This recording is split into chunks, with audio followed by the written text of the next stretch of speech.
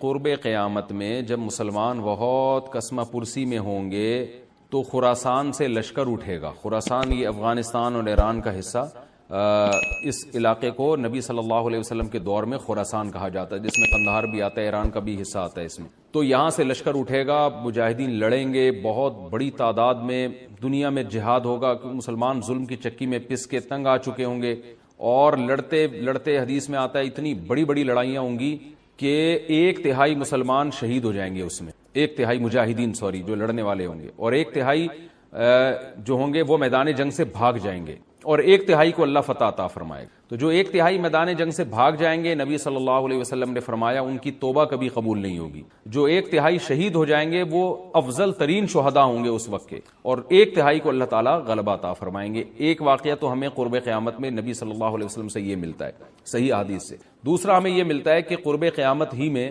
مسلمان قسمہ پرسی کا شکار ہوں گے تو تلاش کریں گے حضرت مہدی کو، کیونکہ حضرت مہدی وہ شخصیت ہیں جن پہ تمام نیک لوگ جمع ہو جائیں گے اور وہ مسلمانوں کی میدان جنگ میں کمانڈ کریں گے، جہاد میں کمانڈ کریں گے. تو ان کو بیت اللہ میں تلاش کیا جائے گا. وہ رسول اللہ صلی اللہ علیہ وسلم کی اولاد میں ہوں گے، اور لوگ ان کو پہچان لیں گے، اہل اللہ پہچان کر ان کو اپنا امیر بنائیں گے، اور ان کی قیادت میں پھر لڑائی اور جہاد شروع ہوگا. اور یہ لڑائی جب دمشق میں لڑائی ہو رہی ہوگی تو دمشق میں عصر کی نماز کے وقت حضرت مہدی، میں نے جو یہ کہا کہ دمشق میں لڑائی ہو رہی ہوگی، مقصد یہ نہیں ہے کہ دمشق کوئی میدان جنگ بنا ہوا ہوگا، مقصد یہ ہے کہ وہ مجاہدین کا لشکر دمشق میں ہوگا عصر کی نماز کے وقت. لڑائی چاہے کسی اور میدان میں ہو رہی ہو، لیکن حدیث میں ہمیں دمشق کا تذکرہ ملتا ہے. تو دمشق میں حضرت شام کا تذکرہ ملتا ہے، اور جو قرائن ہمیں ملتے ہیں وہ دمشق کی ایک خاص مسجد ہے. وہ مسجد حضرت مفتی تقی عثمانی صاحب اور مفتی رفیع عثمانی صاحب نے اس کو ہائی لائٹ بھی کیا، لیکن وہ یقینی نہیں ہے. یہ خوب سمجھے، انہوں نے اس کا بھی تبصرہ کیا کہ اس کے بارے میں کوئی یقین نہیں ہے. تو حضرت مہدی عصر کی نماز پڑھا رہے ہوں گے، لوگ امامت میں آپ کے پیچھے کھڑے ہوں گے، یہاں تک کہ مسجد کے مینار پر، آج بھی وہ مینار موجود ہے جس کے بارے میں غالب گمان ہے کہ یہ وہ مینار ہے جہاں حضرت عیسیٰ علیہ السلام نازل ہوں گے. غالب گمان کے درجے میں کہا جا سکتا ہے، ورنہ پھر اسی کے اڑوس پڑوس میں کوئی مسجد ہوگی. میرا اگر شام جانا ہوا تو انشاءاللہ میں ارادہ ہے کہ میں ولاگ میں اس مسجد کا بھی تذکرہ کروں گا، اس جگہ کا بھی تذکرہ کروں گا. لیکن میں پہلے یہ بات بتا دوں کہ وہ 100% یقینی نہیں ہے. ایسا نہ ہو کہ اس مسجد کے مینار پہ چڑھ کے لوگ جو ہے وہ اس کے کوئی مینار کو ہی چاٹنا شروع کر دیں تبرک کے طور پہ. تو عصر کی نماز کا ٹائم ہوگا، حضرت عیسیٰ ابن مریم علیہ الصلوۃ والسلام فرشتوں کے کندھوں پہ ہاتھ رکھ کے نیچے اتریں گے نماز کے ٹائم پہ، یعنی آسمان سے مینار تک آئیں گے، اور پھر مینار سے آپ کے لیے سیڑھیاں لگائی جائیں گی. سیڑھیوں کے ذریعے مینار سے نیچے اتریں گے اور لوگ ان کو پہچان لیں گے. حضرت مہدی ان کو امامت کے لیے آگے کریں گے کہ آپ اللہ کے ایک پیغمبر ہیں، آپ نماز پڑھائیے. حضرت عیسیٰ علیہ السلام انہی کو آگے رکھیں گے. اور اس طرح کا مفہوم ہے حدیث میں کہ اللہ نے اس کام کے لیے آپ کو ہی منتخب کیا. کیا مطلب؟ یہ امامت اس امت کا حق ہے. تو حضرت عیسیٰ ابن مریم علیہ الصلوۃ والسلام کا جو کام ہوگا وہ جہاد ہے، اور یہودیوں سے انتقام لینا، کیونکہ یہودیوں نے اپنے خیال میں حضرت عیسیٰ کو قتل کیا تھا. تو اللہ نے یہودیت ہی کے خاتمے کے لیے اور دجال کے خاتمے کے لیے عیسیٰ ابن مریم کو نازل کیا. حضرت مہدی سے پہلے ہی دجال ظاہر ہو چکا ہوگا. دجال کے بارے میں حدیث میں آتا ہے کہ ہر پیغمبر نے اپنی امت کو دجال کے فتنے سے ڈرایا ہے. اچھا، یہ دجال ایک ایسی شخصیت ہے جس کا یہودی انتظار ہم سے زیادہ کر رہے ہیں، کیونکہ یہودی اس کو اپنے لیے نجات دہندہ سمجھتے ہیں، جبکہ حدیث میں آتا ہے کہ دجال کانا ہوگا اور اس کا خدائی کا دعویٰ ہوگا. اس کے پاس کچھ ایسی طاقتیں ہوں گی کہ مردے کو زندہ کر دے، زندہ کو مار دے. ایک طرف اس کے باغ ہوگا، ایک طرف اس کے آگ ہوگی. جو اس پر ایمان لائے گا اس کو باغ میں داخل کرے گا، اور جو اس پر ایمان نہیں لائے گا اس کو آگ میں داخل کرے گا. اور رسول اللہ صلی اللہ علیہ وسلم نے فرمایا اس کی جو آگ ہے حقیقت میں وہ جنت کا باغ ہوگا، اور اس کا جو باغ ہے حقیقت میں وہ جہنم کی آگ ہوگی. تو جو نبی کی باتوں پہ یقین کرتے ہیں وہ دجال کے فتنے سے محفوظ رہیں گے. اور حدیث میں سورہ کہف کی بھی تلاوت کا حکم ہے. جمعے کے دن جو کہف کی تلاوت کرتا ہے اللہ اس کو دجال کے فتنے سے محفوظ رکھتا ہے. اب آپ دیکھیں یہ سورہ کہف میں ہی قیامت کی علامات. یہ مضمون چل رہا تھا کہ حضرت ذوالقرنین انتہائی مشرقی حصے کی طرف پہنچے زمین کے. وہ علاقے فتح کرنے کے بعد پھر حضرت ذوالقرنین نے زیادہ تر مفسرین کی رائے کے مطابق شمال کا رخ کی. قرآن میں نہیں ہے کہ نارتھ کی طرف گئے یا ساؤتھ کی طرف گئے، لیکن کچھ چیزیں بدیہی ہوتی ہیں. آبادی ظاہر ہے اس وقت نارتھ ہی کی طرف زیادہ تھی، ساؤتھ کی طرف آبادی بہت بعد میں دنیا میں آئی ہے، اور اب بھی بہت کم آبادی ہے ساؤتھ کی طرف. تو غالب یہی ہے کہ نارتھ کی طرف حضرت ذوالقرنین گئے. قرآن کہتا ہے ثم اتبع سببا حتی اذا بلغ بین السدین. سد کہتے ہیں بند کرنا، کہتے ہیں نا سد باب. اور انسداد دہشت گردی، باب انفعال میں جائے گا تو انسداد یعنی دہشت گردی کو بند کرنا.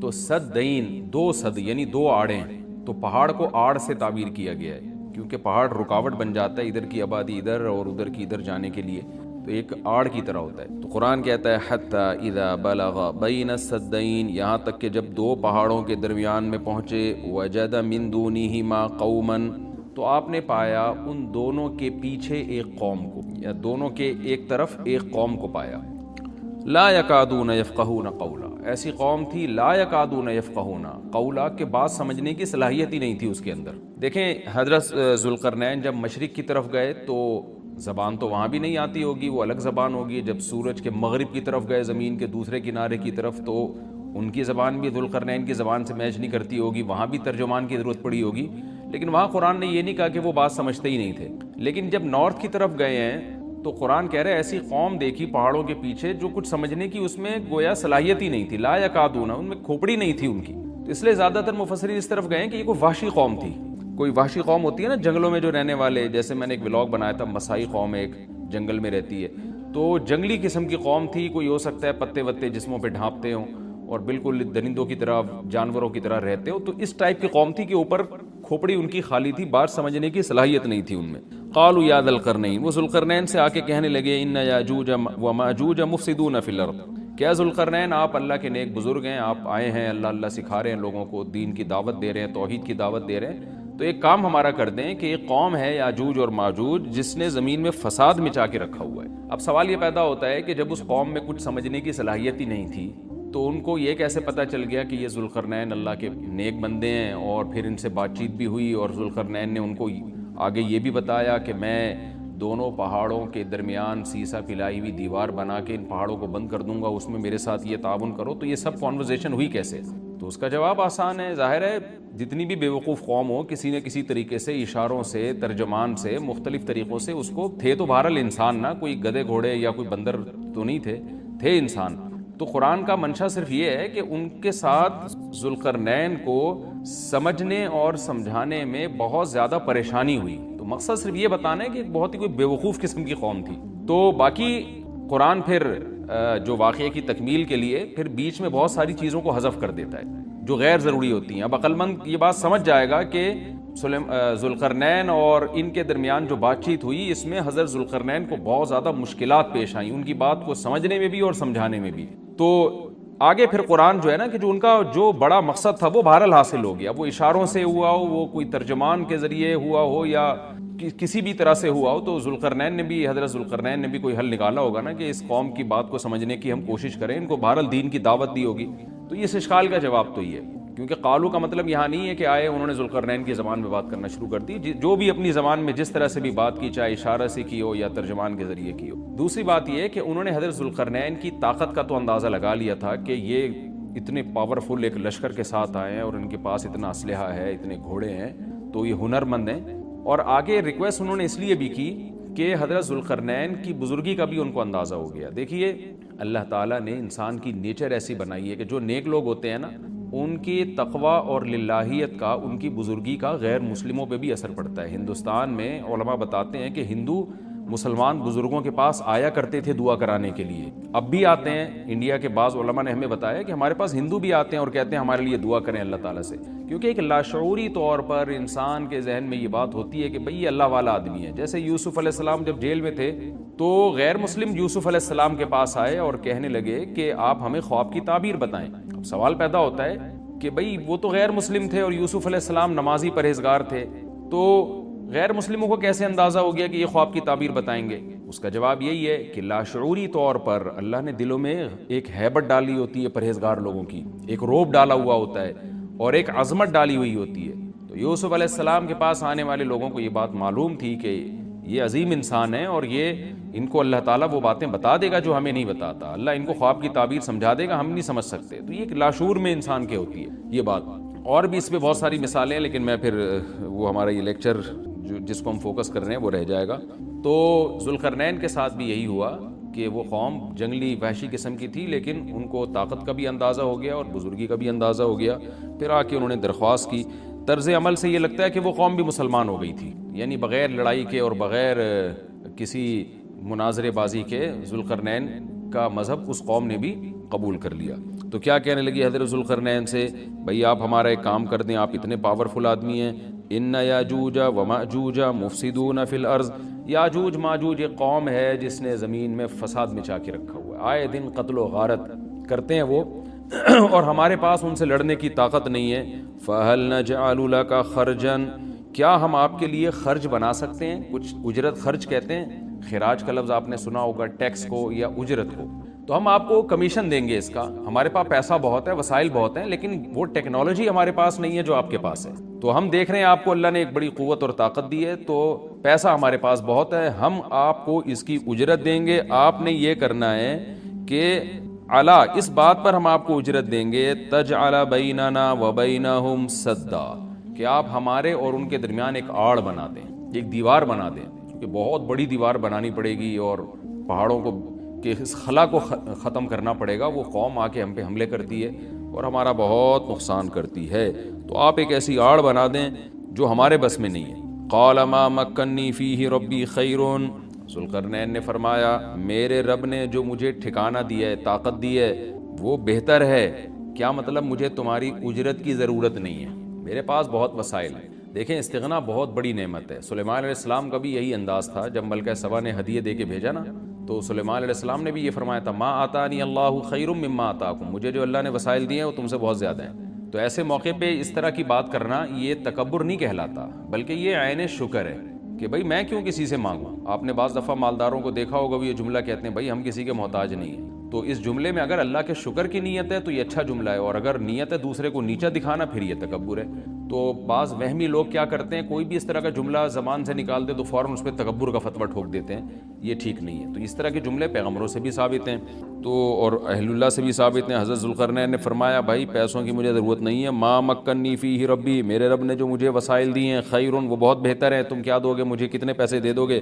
ہاں مجھے افرادی قوت کی ضرورت ہے, کیونکہ اتنے بھاری بھرکم پتھر اٹھا کے پہاڑوں پہ لے کے جانا, لوہے کی پلیٹیں لے کے جانا, اس کے لیے افراد چاہیے, مزدور چاہیے, لیبر چاہیے. فَأَعِینُونِی بِقُوَّةٍ, تم مجھے میری مدد کرو قوت کے ساتھ. قوت چاہیے مجھے, پاور چاہیے, افرادی قوت چاہیے. یہاں قوت سے مراد ہے وسائل چاہیے, لیبر چاہیے, مزدور چاہیے. تو اجعل بینکم و بینہم ردما, میں تمہارے اور ان کے درمیان آڑ بنا دوں گا, دیوار بنا دوں گا. آتونی زبر الحدید, وہ قوت یہ چاہیے کہ دو تم مجھے لوہے کی پلیٹیں, یعنی اوپر چڑھانے میں میری مدد کرو ان کی. تو وہ افراد چاہیے ہمیں بہت بڑی تعداد میں جو لوہے کی پلیٹوں کو لے کے پہاڑوں کے اوپر چڑھیں, اور کوئی بھی اس وقت جو بھی طریقہ انہوں نے اختیار کیا ہوگا, ان پلیٹوں کو ہم دونوں پہاڑوں کے بیچ میں رکھیں گے.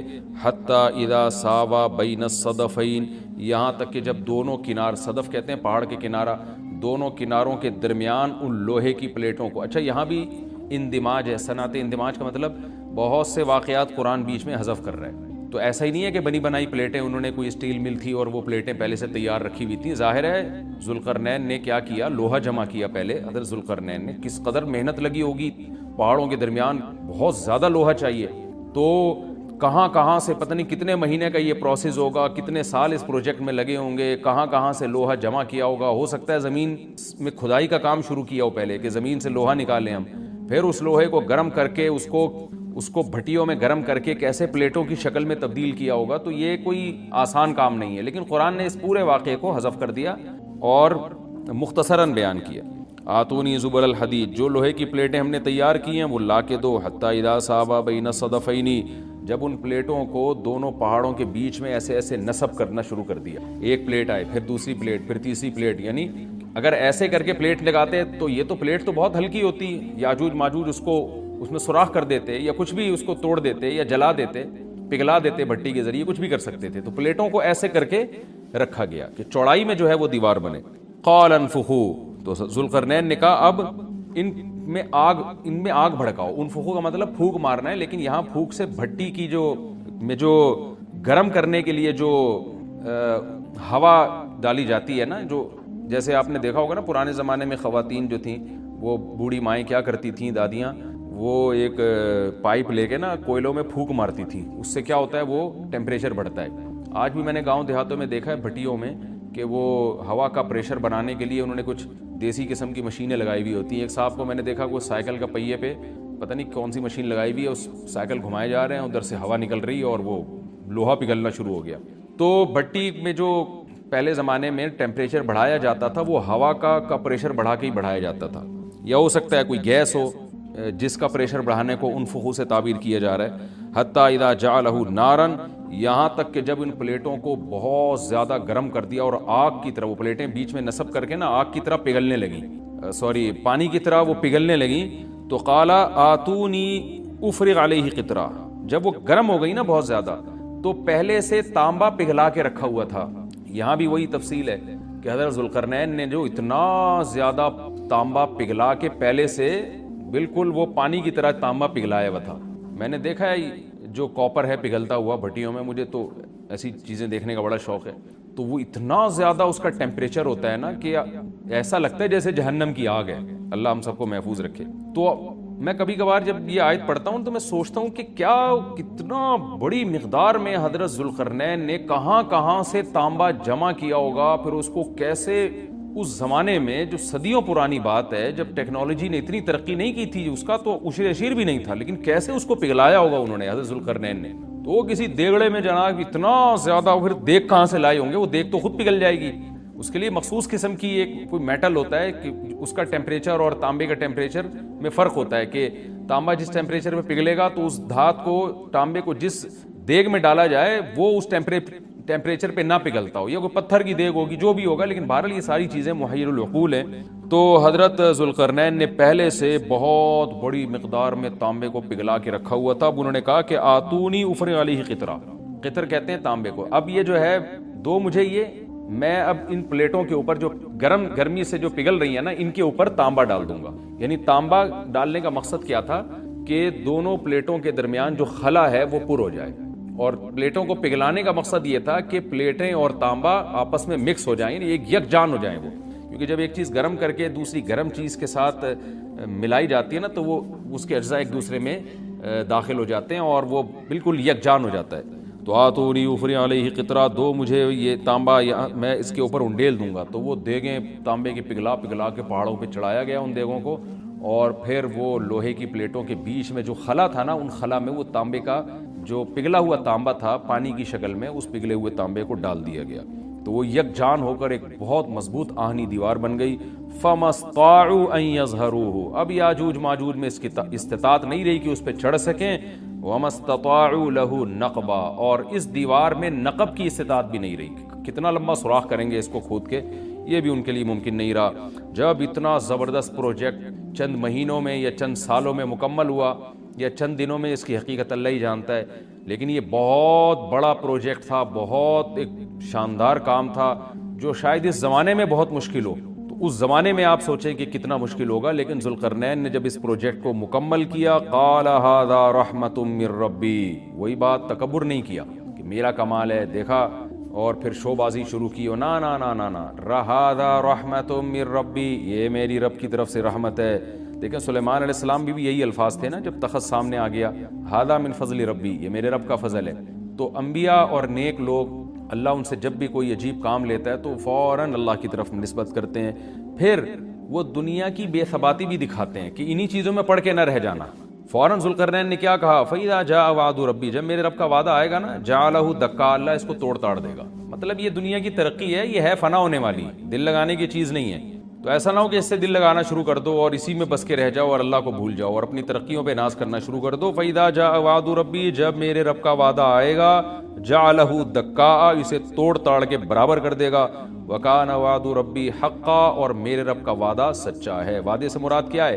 دونوں مراد ہو سکتے ہیں، یا تو قیامت مراد ہو سکتی ہے کہ قیامت میں سب چیزیں ہی ٹوٹ جائیں گی، یا جو احادیث میں آیا ہے کہ جب یاجوج ماجوج قرب قیامت میں ظاہر ہوں گے تو وہ دیوار ختم ہو جائے گی، یا تو وہ مراد ہے. وَتَرَكْنَا بَعْضَهُمْ يَوْمَئِذٍ يَمُوجُ فِي بَعْضٍ، اور ہم ان میں سے بعض کو، یعنی جو یاجوج ماجوج ہیں ان میں سے بعض کو، یومئذ، جس دن ایسا ہوگا، جس دن اللہ کا وعدہ آئے گا اور یہ دیوار ٹوٹے گی، یموج فی بعض، ہم ان کو ایسا کر دیں گے کہ یہ ایک دوسرے میں گھس رہے ہوں گے. یہ مضمون احادیث میں آیا ہے. دیکھیں قرآن میں اور احادیث صحیحہ میں جو یاجوج ماجوج اور اس دیوار کا ہمیں ملتا ہے نا، میں صرف اس کو آپ کے سامنے بیان کروں گا. باقی اس بارے میں ڈیٹیل میں آپ جائیں گے تو بہت کچھ آپ کو انٹرنیٹ پہ بھی مل جائے گا، مفسرین کی کتابوں میں بھی مل جائے گا، اور لوگوں کی اپنی اپنی تحقیقات ہیں اپنے اپنے تبصرے ہیں، نہ میں ان تبصروں کو صحیح کہہ رہا ہوں نہ غلط کہہ رہا ہوں، کتابیں بھری ہوئی ہیں، وہ آپ جائیں پڑھیں اس کو، لیکن جتنی بات قرآن سے اور صحیح احادیث سے یاجوج ماجوج کے بارے میں ثابت ہوتی ہے، میں صرف اس کو آپ کے سامنے ابھی پیش کر رہا ہوں۔ پہلا عقیدہ تو یہ ثابت ہوتا ہے کہ یاجوج ماجوج ایک قوم ہے، انسان ہیں، وہ کوئی انسانوں کے علاوہ کوئی الگ مخلوق نہیں ہے، لیکن ہیں بڑے فسادی۔ دوسری بات، یہ بہت قدیم ہے، ذوالقرنین جب گئے تو اس سے پہلے کی یہ قوم ہے اور زمین میں پہلے سے فساد مچا رہی ہے، لیکن بہت زیادہ ان کی کثرت نہیں تھی جتنی کثرت قرب قیامت میں ہوگی، کیونکہ نسل ان کی بہت تیزی کے ساتھ بڑھ رہی ہے۔ تیسری بات یہ ہے کہ اللہ نے ان کو دنیا کے کسی حصے میں رکھ کے چھپا دیا ہے۔ چھپایا اس لیے ہے کہ ان کے ظاہر ہونے کا ایک ٹائم ہے، اور وہ ہے حضرت عیسیٰ علیہ السلام کا دور۔ حضرت عیسیٰ ابن مریم کے دور میں یاجوج ماجوج ظاہر ہوں گے، تو اسی کو آپ چوتھا پوائنٹ بھی کہہ سکتے ہیں۔ تیسرا پوائنٹ کیا ہو گیا کہ ان کو چھپا دیا گیا ہے، لہذا یہ جو لوگ کہتے ہیں نا یاجوج ماجوج دریافت ہو گئے ہیں، فلاں جگہ ہے فلاں جگہ ہے، تو بھائی ہمیں جب ایک چیز چھپا دی گئی ہے اور ایک ٹائم بتا دیا گیا ہے کہ اس ٹائم پہ ظاہر ہوں گے، تو اس سے پہلے وہ دریافت ہو ہی نہیں سکتے۔ پہلے دریافت ہو گئے تو اس کا مطلب نبی صلی اللہ علیہ وسلم کی گویا پیش گوئی غلط ہو گئی، تو جو جس کا ٹائم ہے اسی ٹائم پہ وہ ظاہر ہوں گے۔ چوتھی بات میں نے جیسے بتائی کہ حضرت عیسیٰ علیہ السلام کے دور میں وہ ظاہر ہوں گے۔ پانچویں بات، صحیح حدیث سے یہ بات ثابت ہے کہ یاجوج ماجوج وہ جو دیوار بنی تھی اس کو چاٹتے رہتے ہیں، ختم کرتے ہیں۔ اب چاٹنا کا جو لفظ حدیث میں ہے اس سے مراد زبان سے چاٹنا بھی ہو سکتا ہے، اور یہ کنایا بھی ہو سکتا ہے کہ اس کو ختم کرنے کی کوشش میں لگے ہوئے ہیں۔ اور ایسے چاٹنا، جب ہم کوئی چیز چاٹتے ہیں نا تو بہت تھوڑی تھوڑی وہ ختم ہوتی ہے، تو اتنی موٹی اتنی بڑی دیوار ہے کہ وہ انہوں نے اپنی اسٹرگل اور اپنی محنت نہیں چھوڑی ہے، تو وہ دیوار کو کسی نہ کسی طریقے سے گھسائی میں اس کے لگی رہتے ہیں۔ تو زبان سے بھی چاٹنا ہو سکتا ہے اور کسی اور طریقے سے اس کو ختم کرنے کی کوشش بھی مراد ہو سکتی ہے۔ اور حدیث میں آتا ہے کہ ایک دن آئے گا، وہ جب ختم ہونے والی ہوتی ہے نا تو وہ کہتے ہیں کہ ہم کل اس کو دوبارہ شروع کریں گے اور کل ہم اس کو ختم کر دیں گے، لیکن وہ اللہ تعالیٰ اپنی قدرت سے دوبارہ اس دیوار کو اتنا ہی موٹا کر دیتے ہیں جتنا ذوالقرنین نے کیا تھا۔ تو قرب قیامت میں جب حضرت عیسیٰ علیہ السلام کا ظہور ہوگا تو وہ یہ کہیں گے ہم انشاءاللہ اس کو کل ختم کریں گے۔ تو انشاءاللہ کا لفظ جب استعمال کریں گے، کیونکہ وہ قوم ہے کافر، وہ اللہ پہ اعتماد کرنا، اللہ پہ توکل کرنا یہ چیز نہیں ہے۔ جیسے کافر تو نہیں کہے گا نا اللہ نے چاہا تو وہ اللہ پہ یقین نہیں رکھتے، تو وہ جب اللہ کا نام لیں گے اور کہیں گے کہ اللہ نے چاہا تو ہم اس کو کل ختم کر دیں گے، تو پھر اسلام کی وجہ سے وہ دیوار ختم ہو جائے گی۔ اس کی مثال ایسے جیسے حدیث میں آتا ہے، پچھلی قوموں میں ایک نوجوان تھا جو جادوگر کے پاس بھی جاتا تھا اور راہب کے پاس بھی جاتا تھا، جس کا سورہ بروج میں تذکرہ ہے، والسماء ذات البروج میں۔ تو جب وہ نوجوان پکڑا گیا، وہ مسلمان ہو گیا تھا، بادشاہ نے اس کو بھیجا تھا جادوگر کے پاس کہ جادو سیکھے، لیکن وہ راہب کے پاس جاتا، عیسائیت سیکھی اس نے اور نیک مسلمان بن گیا۔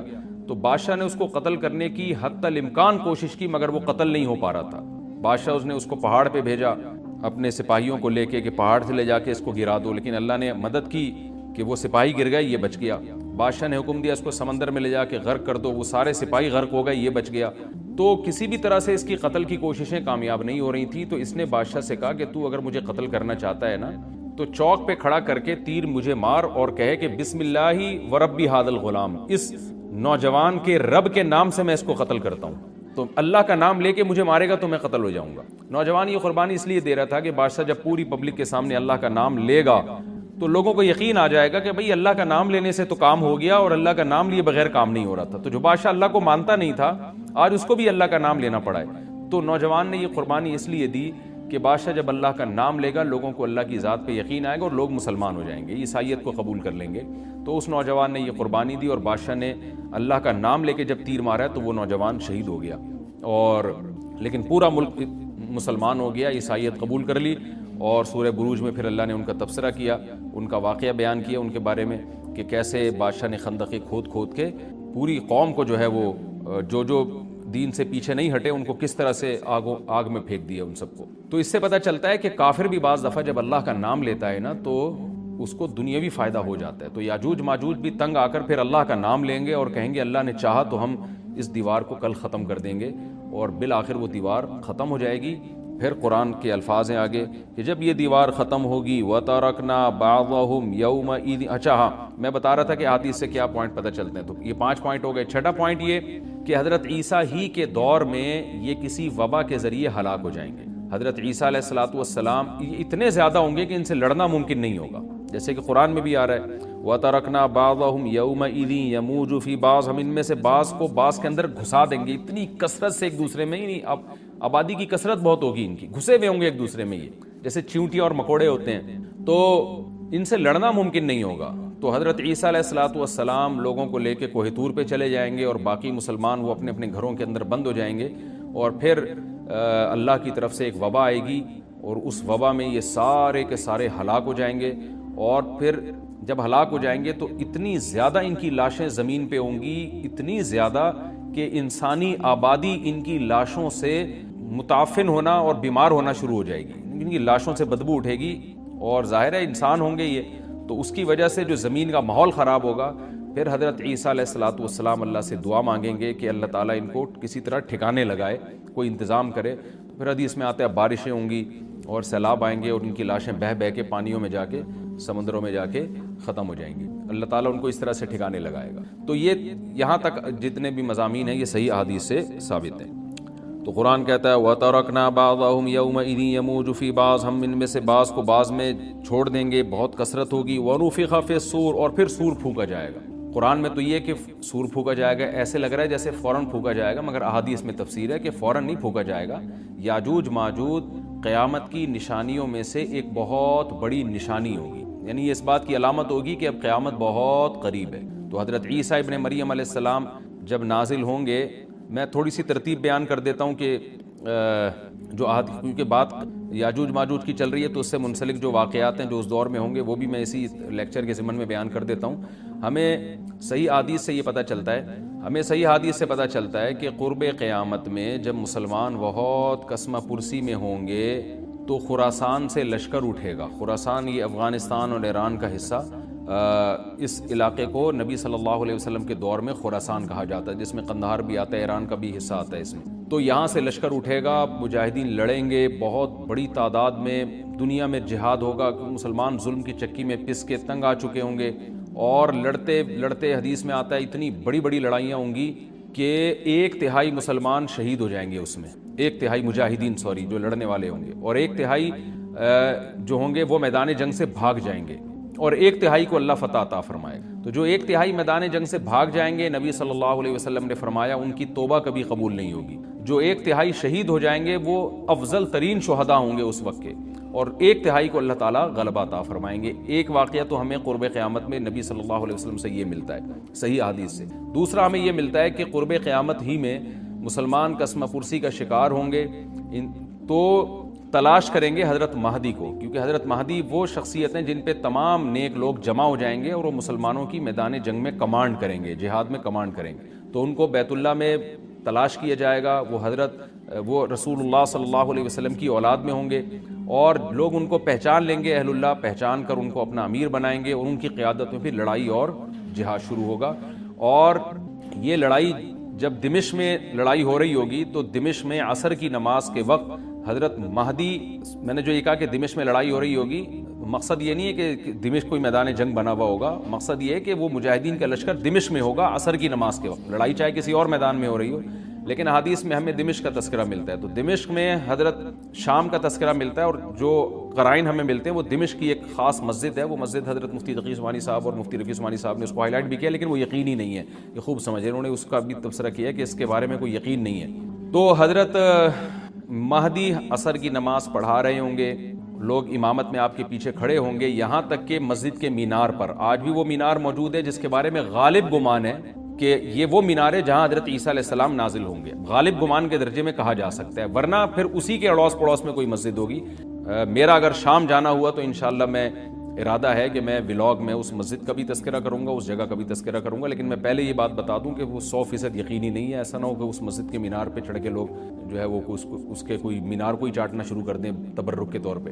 تو عصر کی نماز کا ٹائم ہوگا، حضرت عیسیٰ ابن مریم علیہ الصلوۃ والسلام فرشتوں کے کندھوں پہ ہاتھ رکھ کے نیچے اتریں گے نماز کے ٹائم پہ، یعنی آسمان سے مینار تک آئیں گے، اور پھر مینار سے آپ کے لیے سیڑھیاں لگائی جائیں گی، سیڑھیوں کے ذریعے مینار سے نیچے اتریں گے، اور لوگ ان کو پہچان لیں گے۔ حضرت مہدی ان کو امامت کے لیے آگے کریں گے کہ آپ اللہ کے ایک پیغمبر ہیں، آپ نماز پڑھائیے۔ حضرت عیسیٰ علیہ السلام انہی کو آگے رکھیں گے. اور اس طرح کا مفہوم ہے حدیث میں کہ اللہ نے اس کام کے لیے آپ کو ہی منتخب کیا. کیا مطلب؟ یہ امامت اس امت کا حق ہے. تو حضرت عیسیٰ ابن مریم علیہ الصلوۃ والسلام کا جو کام ہوگا وہ جہاد ہے اور یہودیوں سے انتقام لینا، کیونکہ یہودیوں نے اپنے خیال میں حضرت عیسیٰ کو قتل کیا تھا، تو اللہ نے یہودیت ہی کے خاتمے کے لیے اور دجال کے خاتمے کے لیے عیسیٰ ابن مریم کو نازل کیا. حضرت مہدی سے پہلے ہی دجال ظاہر ہو چکا ہوگا.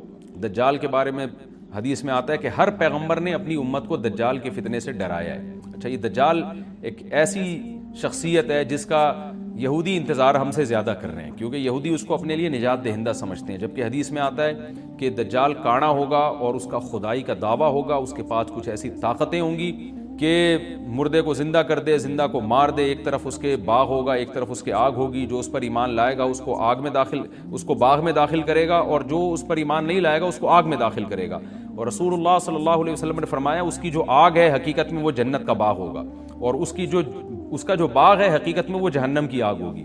تو جو نبی کی باتوں پہ یقین کرتے ہیں وہ دجال کے فتنے سے محفوظ رہیں گے. اور حدیث میں سورہ کہف کی بھی تلاوت کا حکم ہے. جمعے کے دن جو کہف کی تلاوت کرتا ہے اللہ اس کو دجال کے فتنے سے محفوظ رکھتا ہے. اب آپ دیکھیں یہ سورہ کہف میں ہی قیامت کی علامات کا تذکرہ ہے نا، تو شاید اسی وجہ سے کیونکہ جو سورہ کہف پڑھتا رہے گا وہ یاجوج ماجوج کے واقعات بھی پڑھتا رہے گا اور اللہ کی قدرت کے واقعات بھی پڑھتا رہے گا، تو دجال کے فتنے سے اللہ اس کو اس برکت سے بچا کے رکھیں گے، فتنے سے محفوظ رکھیں گے. تو وہ ایسی طاقتیں دکھائے گا، بے وقوف لوگ اس پہ ایمان لے آئیں گے. حدیث میں آتا ہے کہ کانا کبھی بھی خدا نہیں ہو سکتا، یعنی اس کی تو ایک آنکھ ہوگی نہیں، لیکن بے وقوف لوگ اس کے یہ کچھ ظاہری کمالات دیکھیں گے، یہ نہیں دیکھیں گے کہ یہ تو شکل بھی اس کی اچھی نہیں ہے. یعنی خدا کا بس کم جمال والا ہوتا ہے نا، یہ تو ہے بھی کانا، اور اس کے بڑا بڑا کافر بھی لکھا ہوا ہوگا واضح طور پر، جس سے پتہ چلے گا. لیکن احمق اور بیوقوف لوگ جیسے روحانی عاملوں کے کچھ شعبدے دیکھ کر ان پہ سے متاثر ہو جاتے ہیں نا، روحانی عاملوں کے شعبدے دیکھ کے، تو ایسے ہی دجال کے شعبدے دیکھ کے متاثر ہوں گے. تو بہت لوگوں کو، خلقت کو، بہت بڑی امت کو گمراہ کرے گا دجال. اہل اللہ کو اللہ تعالیٰ اس کے فتنے سے محفوظ رکھے گا. پھر حضرت عیسیٰ ابن مریم جب نازل ہوں گے تو وہ دجال کو قتل کریں گے. حدیث میں آتا ہے کہ نیزے کے ذریعے گھوڑے پہ بیٹھ کے قتل کریں گے. علماء نے اس حدیث کا دو مطلب بیان کیے ہیں کہ یا تو اس کا مطلب یہی ہے کہ واقعی گھوڑے پہ بیٹھیں گے، نیزہ استعمال کریں گے. زمین جو ہے وہ اتنی پہلے اس سے جنگیں ہو چکی ہوں گی کہ لوگ دوبارہ تلواروں گھوڑوں کی طرف آ جائیں گے. اس بات کا امکان ہے، ہر ملک ایٹمی طاقت بن چکا ہے، تو اگر یہ ایٹم بم سارے ملک آپس میں چلا دیں تو ہم دوبارہ گدے گھوڑوں والی زندگی پر آ جائیں گے. ٹیکنالوجی ساری تباہ و برباد ہو جائے گی، انسان کی ترقی. تو اس بات کا بھی امکان ہے کہ کوئی اس سے پہلے ہو سکتا ہے کوئی ایسی جنگ عظیم ہو کہ انسانیت دوبارہ پہاڑوں پتھروں کے دور میں آ جائے. لیکن ظاہر یہ معلوم ہوتا ہے کہ رسول اللہ صلی اللہ علیہ وسلم نے جو کلام کیا ہے، ظاہر ہے اس دور کے لحاظ سے جو لوگوں کے جہاں تک جو لوگوں کی مینٹل اپروچ ہے وہاں تک، تو نبی صلی اللہ علیہ وسلم میزائل یا اور ٹینکوں کا تذکرہ کرتے تو کیا سمجھ میں آتا؟ تو گھوڑے سے مراد ہے جو اس زمانے کا گھوڑا ہوگا، اور نیزے سے مراد ہے اس زمانے کا جو اسلحہ ہوگا، کیونکہ نیزہ نبی کے دور کا ایک مناسب اسلحہ تھا اور گھوڑا نبی کے دور کی میدان جنگ کی ایک مناسب سواری تھی. تو اس سے یہ بھی پتہ چلتا ہے کہ ہو سکتا ہے عیسیٰ ابن مریم نیزے کے بجائے کلاشنکوف کا استعمال کر لیں. تو یعنی وہ نیزہ جو ہے وہ اس کلاشنکوف کی یا جو بھی اسلحہ اس وقت حضرت عیسیٰ ابن مریم استعمال کریں گے اس کی ایک تعبیر ہے. تو اس کا بھی پورا امکان ہے. تو ہمیں بہرحال اتنا ایمان ہمارے لیے ضروری ہے کہ دجال کو قتل کرنے والی جو ذات ہے، جو شخصیت ہے، وہ عیسیٰ ابن مریم علیہ الصلاۃ والسلام ہے. تو حضرت عیسیٰ کے ذریعے اللہ تعالیٰ دجال کو قتل کریں گے، اور حضرت عیسیٰ کی قیادت میں زبردست جہاد ہوگا. حدیث میں آتا ہے کہ عیسیٰ ابن مریم اس دنیا کو امن سے بھر دیں گے. اتنا امن ہو جائے گا اور اتنی مالی فراوانی ہوگی، اتنی مالی، کیونکہ دنیا میں مال بہت ہے، ڈسٹریبیوشن صحیح نہیں ہے. جو تقسیم ہے نا مال کی وہ ظالمانہ ہے، جس کی وجہ سے غریب سے غریب تر ہے، امیر سے امیر تر ہے. حضرت عیسیٰ ابن مریم ایسا نظام قائم کریں گے کہ جس سے مال کی صحیح تقسیم، اور لوگ اٹھیں گے زکوٰۃ کا مستحق تلاش کریں گے اور لوگوں کو زکوٰۃ کا مستحق نظر نہیں آئے گا. غریب تلاش کرنا مشکل ہو جائے گا. یعنی ایک آدمی، حدیث کا مفہوم ہے کہ زکوٰۃ لے کے گھومتا رہے گا اور اس کو کوئی غریب نہیں ملے گا. اتنی مالی فراوانی ہو جائے گی. پھر ترمذی کی روایت میں آتا ہے کہ اللہ کی طرف سے برکتیں ایسی نازل ہوں گی کہ بڑے بڑے انار پیدا ہوں گے، بڑے بڑے انگور پیدا ہوں گے، زمین اپنی برکتیں کھول دے گی. اور حضرت عیسیٰ علیہ السلام خنزیر کو بھی دنیا سے ختم کر دیں گے، خنزیر کی نسل کو ختم کر دیا جائے گا. وَيَضَعُ الْجِزْيَةَ، اور جزیہ کا نظام ختم. اما الاسلام و اما السیف، یا تو تلوار یا اسلام، اس کے علاوہ نہیں. تو نبی صلی اللہ علیہ وسلم کو اللہ نے جس مقصد کے لیے دنیا میں بھیجا تھا، اس مقصد کی جو تکمیل ہے وہ عیسیٰ ابن مریم کے ذریعے. باقی اس میں حکمتیں کیا ہیں اس پر میرے الگ سے بیانات موجود ہیں کہ اللہ نے حضرت عیسیٰ ابن مریم کا انتخاب کیوں کیا، اس کام کی تکمیل کے لیے اسی امت میں کوئی کیوں منتخب نہیں کر لیا؟ یا یہ کہ پیغمبر صلی اللہ علیہ وسلم ہی کے ذریعے پوری دنیا میں اسلام کو غالب کر دیا جاتا؟ اس میں کیا حکمتیں ہیں؟ اس پر میرے الگ سے بیانات موجود ہیں. ابھی تو میں کوشش کرتا ہوں کہ تفسیر سے میں جو ٹو دا پوائنٹ بات ہے اس سے یہاں اس لیکچر میں نہ ہٹوں. تو اسی وقت حضرت عیسیٰ ابن مریم اس کو یاجوج ماجوج کو قتل کریں گے اور دنیا انصاف سے بھر جائے گی. اور اللہ تعالیٰ نے جو پیغمبروں کو دنیا میں بھیجا تھا اس کا مقصد کیفیت اور کمیت دونوں لحاظ سے حاصل ہو جائے گا. اس کے بعد پھر آہستہ آہستہ دنیا میں زوال شروع ہوگا، اور پھر جب پوری دنیا کے لوگ زوال کا شکار ہوتے ہوتے کفر کی طرف جائیں گے، گناہوں کی طرف. اور حدیث میں آتا ہے جب تک ایک شخص بھی اللہ کا نام لینے والا ہوگا اس دنیا پر قیامت نہیں آئے گی. یہاں تک کہ آخری شخص جب دنیا سے اٹھے گا جو اللہ کا نام لیا کرتا تھا، تو اس کے بعد اللہ تعالیٰ سور پھونکیں گے، جبریل کو حکم دیں گے سور پھونکنے کا، اور اس دنیا کو تباہ و برباد کر دیا جائے گا. تو آگے قرآن کہتا ہے وَنُفِخَ فِي الصُّورِ، اور پھر سور میں پھونکا جائے گا. فَجَمَعْنَاهُمْ جَمْعًا، پھر ہم ان تمام انسانوں کو جمع کر دیں گے. وَعَرَضْنَا جَهَنَّمَ يَوْمَئِذٍ لِّلْكَافِرِينَ عَرْضًا، اور قیامت کے دن ہم جہنم کو یومئذ، جس دن ایسا ہوگا یعنی جس دن سور پھونکا جائے گا، یہ دوسرا سور مراد ہے، للکافرین عرضا، کافروں کے سامنے پیش کر دیں گے. الذین کانت اعینہم فی غطاء عن ذکری، یہ وہ لوگ ہیں جن کی آنکھیں میری یاد سے پردے میں پڑی ہوئی تھیں، یعنی میری یاد کی چیزیں ان کو نظر ہی نہیں آتی تھیں، غفلت میں پڑی ہوئی تھی جن کی آنکھیں. وَكَانُوا لَا يَسْتَطِيعُونَ السَّمْعَ، اور یہ سننے کی صلاحیت بھی نہیں رکھتے تھے، نہ حق بات سنتے تھے نہ حق دیکھتے تھے، بس اپنے خواہشات کی جو چیزیں ہیں وہ ان کو اچھی لگتی تھیں اور وہی ان کو سمجھ میں آتی تھی. تو یہ ہمارا رکوع الحمدللہ کمپلیٹ ہو گیا. اس رکوع میں ہمیں بہت سارے اسباق ملتے ہیں، میں نمبر وار اس کو مختصراً بیان کر دیتا ہوں. پہلی بات تو یہ کہ دیکھیں اللہ تعالیٰ نے کیسے کیسے بادشاہ دنیا میں بھیجے ہیں اور کتنے پاورفل بادشاہ. حضرت ذوالقرنین کا نام ہی قرن والا، دو کناروں والا. زمین کے بہت بڑے حصے کو حضرت ذوالقرنین نے فتح کیا، اور اللہ کے نیک بندے کیسے اللہ کے راستے میں لڑتے رہے ہیں. تو یہ جو لوگ بیٹھ جاتے ہیں نا بس عبادت کرو اور لڑائی وڑائی اسلام میں ہے ہی نہیں، یہ دنیا میں کوئی بھی عقل مند اس نظریے کا حامی نہیں ہوگا. تو طاقت اور قوت کی اسلام میں بہت زیادہ اہمیت ہے. اس سے ہمیں یہ بھی پتہ چلتا ہے کہ اپنے ملک کی، خاص طور پر اسلامی ملک کی جو فوجی قوتیں ہیں، جو فوجی طاقتیں ہیں، ان کی ہمیں قدر کرنی چاہیے. کیونکہ اگر کوئی بھی ملک عسکری لحاظ سے کمزور ہو جائے، کیونکہ اللہ تعالیٰ تو جو عسکری لحاظ سے طاقتور قومیں تھیں اللہ نے ان کا کتنا تذکرہ کیا، ہاں وہ اللہ کے باغی نہ ہوں. تو اسلامی ملک میں کوئی بھی اسلامی کنٹری ہے، چاہے سعودی عرب ہے، چاہے پاکستان ہے، چاہے ترکی ہے، کوئی بھی اسلامی کنٹری ہے، اس کی فوج کی قدر کرنی چاہیے، کیونکہ اسی کی وجہ سے ملک کا بارڈر محفوظ ہوتا ہے.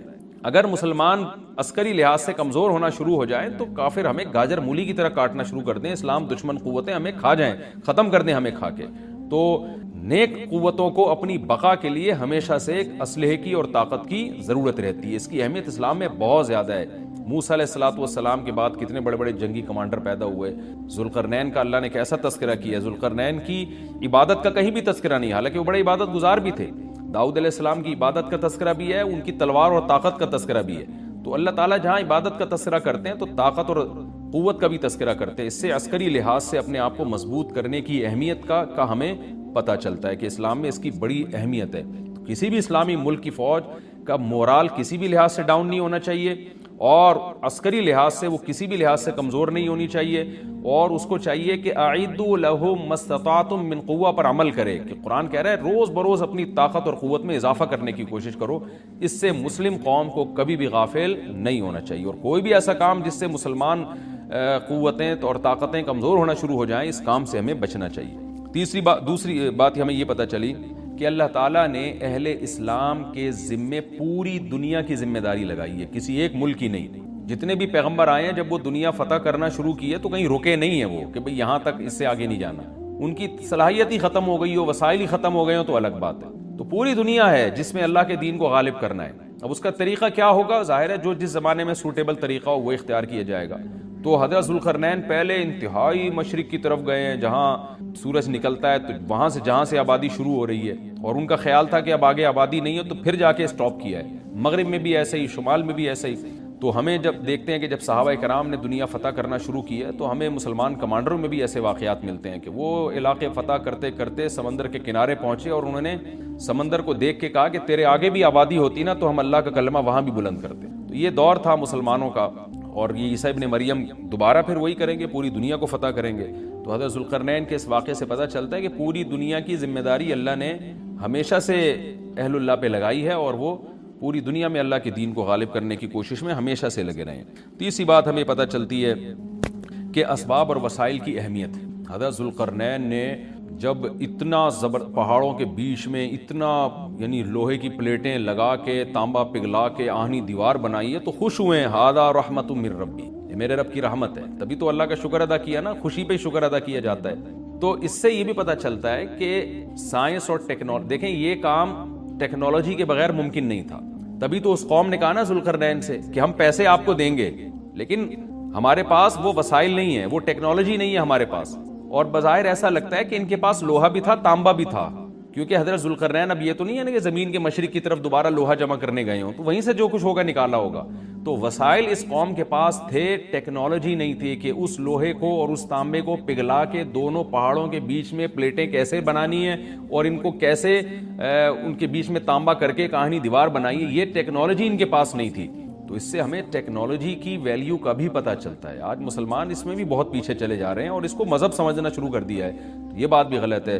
حضرت ذوالقرنین نے اتنی طاقت اور قوت کا استعمال کیا اور اتنے زبردست طریقے سے اس وقت جو بھی اس سوٹیبل ٹیکنالوجی تھی اس کا استعمال کر کے دو پہاڑوں کے بیچ کے راستے کو بند کر دیا اور اس پہ خوشی منائی حضرت ذوالقرنین نے. یہ نہیں کہا کہ بھئی اس سے کچھ بھی نہیں ہوتا, اصل میں تو بس انسان کو چاہیے کہ وہ اللہ اللہ کیا کرے بیٹھ کے, اور یہ کیا اللہ سے بس مدد مانگو, اللہ ہی.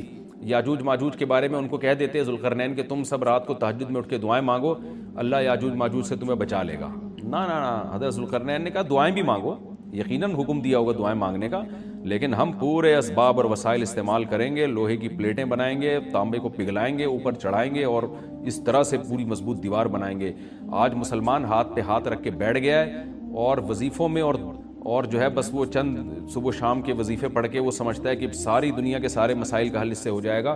ایسا نہیں ہے, آپ کو بہت زیادہ ترقی کرنی ہے, بہت زیادہ اسباب و وسائل میں آپ کو غیر مسلموں سے آگے نکلنا ہے. جیسے کہ قرون اولیٰ کا مسلمان نکلا تھا, تبھی اللہ نے اس کے لیے دنیا میں فتوحات کے دروازے کھولے تھے. تو اللہ ہمارے لیے فتوحات کے دروازے جبھی کھولے گا جب ہم عبادت کے ساتھ ساتھ سائنس اور ٹیکنالوجی کے میدان میں بھی آگے بڑھنے کی کوشش کریں.